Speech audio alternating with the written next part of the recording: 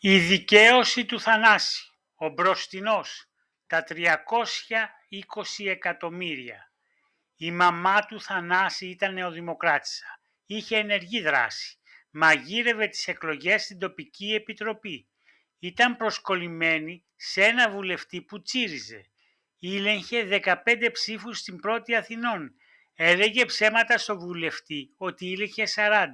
Ήταν κυρία με τουπέ. Είχε 2 γιους και 1 κόρη. Ο μεγάλος της γιος ήταν ο Τάκης. Πάντα πρώτος, πάντα πετυχημένος, αυτοδημιούργητος. Η κόρη καλοπαντρεύτηκε, άρα πέτυχε και αυτή. Ο Θανάσης ήταν η ντροπή της οικογένειας. Τον είχαν διαβλαμένο. Δυσκολεύτηκε να βγάλει τη σχολή του. Έλεγε συνέχεια «Δεν καταλαβαίνω τίποτα». Η ακαδημαϊκή επιτυχία δεν στηρίζεται στην κατανόηση, στηρίζεται στην τήρηση των ισορροπιών.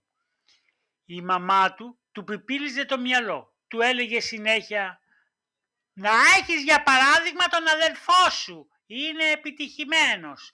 Η ίδια δεν ήταν επιτυχημένη. «Έπρεπε να κυκλοφορώ με Mercedes», έλεγε. Κυκλοφορούσε με Fiat. Κάποια στιγμή έβαλε το Θανάση στην ομάδα πύραυλος. Ήταν η γνωστή ομάδα. Ο Θανάσης αντιμετώπισε ένα πρόβλημα. Είχαν ένα γκέι επιτηρητή. Τον έλεγαν Παπιό. Γούσταρε τα νεαρά αγόρια. Κολούσε στο Θανάση συνέχεια. Όταν ερχόταν ο Παπιός έπεφτε σύρμα. Ο Θανάσης κρυβόταν κάτω από ένα γραφείο. Ο Θανάσης είχε και ένα άλλο πρόβλημα. Ένιωθε παραγωνισμένος. Έκαναν φιλοσοφικές συζητήσεις. Π.χ. για το στήθος της Μάργκοτ Ρόμπι. Ο Θανάσης πίστευε ότι ήταν μικρό, αντίθετο με τα χολιγουντιανά πρότυπα. Είπε το περίφημο «Το Hollywood μας επιβάλλει πρότυπα, οφείλει όμως να τα διατηρεί σταθερά». Διαφώνησαν όλοι μαζί του, στάθηκαν στις λεπτομέρειες. Ένα άλλο θέμα συζητήσεων ήταν τα αυτοκίνητα. Ο Θανάσης δεν ήξερε τίποτα από νέες μάρκες. Με αυτό και με το άλλο τον θεώρησαν βλάκα. Όποτε άνοιγε το στόμα του τον ειρωνεύονταν. Μια μέρα ήρθε μια κυρία. Όλη η ομάδα σηκώθηκε όρθια, όπως ένας θάλαμος μπροστά στον επιλοχεία. Η κυρία πήρε τον επικεφαλής παράμερα. «Θέλω τον πιο χαζό από όλους σας», του είπε. «Είναι ο Θανάσης», της απάντησε ο αρχηγός. «Τον θέλω και ανίκανο», είπε η κυρία. «Δεν ξέρει να ανοίξει ούτε ένα κουτάκι μπύρα». Η κυρία χαμογέλασε. «Έχει όλα τα προσόντα που θέλω, χαζός και ανίκανος». Η κυρία πήρε το Θανάση και έφυγαν. Συμπέρασμα, ικανός είναι ο πιο κατάλληλος. Κατάλληλος είναι ο πιο ταιριαστός. Survival of the fittest. Έτσι το έλεγε ο Δαρβίνος. Οι ισχυροί θεωρούν fittest τον πιο χαζό και τον πιο ανίκανο. Αυτοί είναι τα καλύτερα όργανα. Υπάκουοι στην εντέλεια. Δεν εποφθαλμιούν τη θέση του αρχηγού. Απόλυτα εξαρτημένοι. Ένα παράδειγμα για να επιβεβαιώσω τη θεωρία μου. Οι βουλευτές και οι υπουργοί της Νέας Δημοκρατίας. Ο Μητσοτάκης διάλεξε τους πιο fittest. Συμπέρασμα, η κυρία θεωρούσε το Θανάση άριστο, επειδή τον θεωρούσε χαζό και ανίκανο. Ο Θανάσης βρέθηκε σε ένα κτίριο γραφείων. Είχε το γραφείο 33. Ήταν στον 3ο όροφο του κτιρίου. Ήταν διαχειριστής και εκπρόσωπος της Φούφουτορος Marshall Islands. Ο κύριος μέτοχος ήταν η Tachi Michi Corporation. Οι υπόλοιποι μέτοχοι 3 άλλες εταιρείες. Η Λιγούρης PLC με έδρα στον Καναδά, η Γλίτσας Limited με έδρα στην Ιρλανδία και η Papara Solutions με έδρα στα νησιά Μαν της Αγγλίας. Ο χώρος αποτελείται από 3 δωμάτια, 5 έπιπλα γραφείου, 5 υπολογιστές, 2 καναπέδες, καρέκλες, ένα ψυγιάκι, ένα βεσέ, 3 μοντέρνους πίνακες, ένα ράφι με 3 βιβλία. Η εταιρεία ασχολείται με το διεθνές εμπόριο. Δεν είχε όμως τζίρους, δεν έβγαζε καν τα μηνιαία έξοδα. Ο Θανάσης δεν ασχολιόταν με τα λογιστικά, ασχολιόταν ένας εξωτερικός λογιστής. Ήταν στο γραφείο μόνος του, ήταν συνέχεια στο Twitter, έκανε σχόλια στον Άδωνη. «Είσαστε καταπληκτικοί, είσαστε υπέροχοι, είσαστε οι καλύτεροι, είσαστε άγγελοι επί της γης». Είχε και μια μυγοσκοτόστρα, κυνηγούσε μια μύγα, του κρυβόταν συνέχεια. Έπαιρνε ένα συμπαθητικό μισθό. Μια μέρα ήρθε ο λογιστής. «Αύριο, Θανάση, υπογράφεις», του είπε. Του έδωσε μια διεύθυνση. Ήταν ένα κεντρικό ξενοδοχείο. Εκεί πήγαιναν οι Άραβες. «Να έρθεις στη 12 το μεσημέρι». Ο Θανάσης πήγε στην ώρα του. Είδε την κυρία και το λογιστή. Ήταν και ένας Άραβας με λευκή κελεμπία. Έμοιαζε με το βουτσά στον ξυπόλυτο πρίγκιπα. Κάθονταν σε ένα τραπέζι.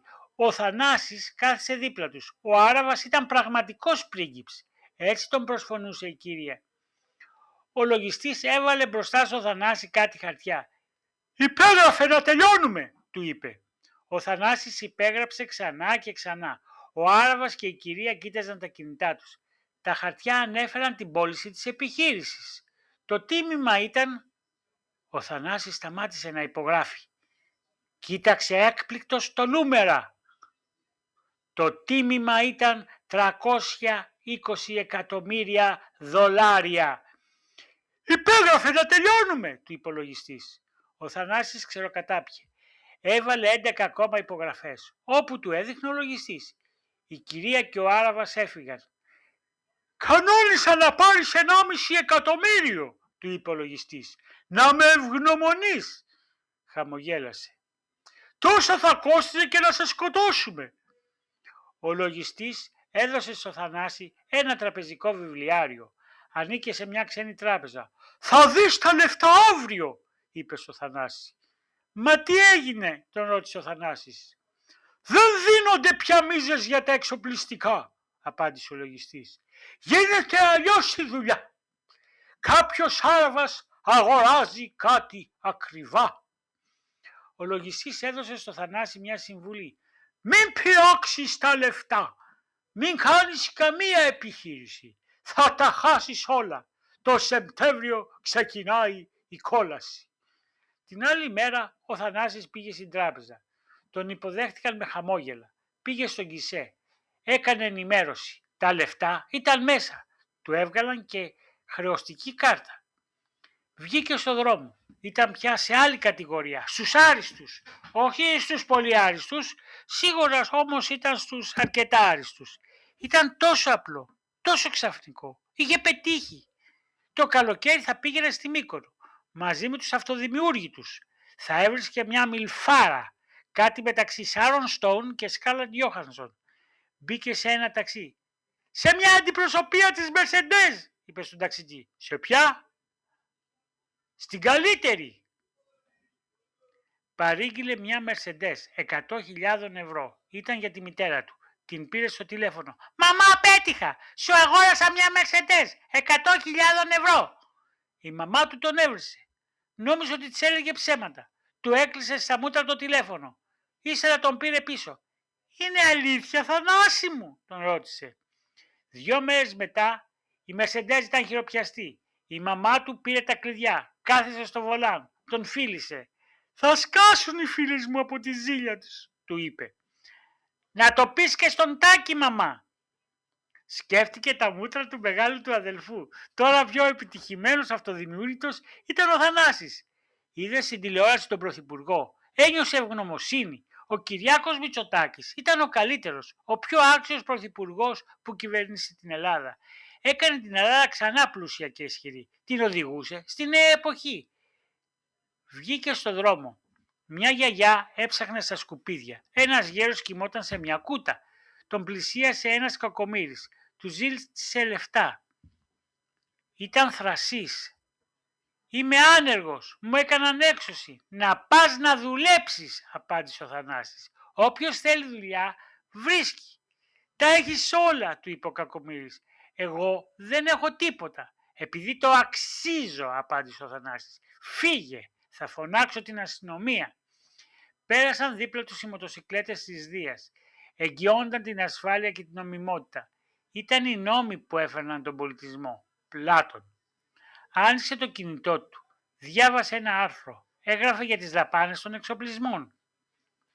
«Η Ελλάδα ετοιμάζεται για νέα πτώχευση», ήταν ο τίτλος του άρθρου. Από κάτω ένα σχόλιο.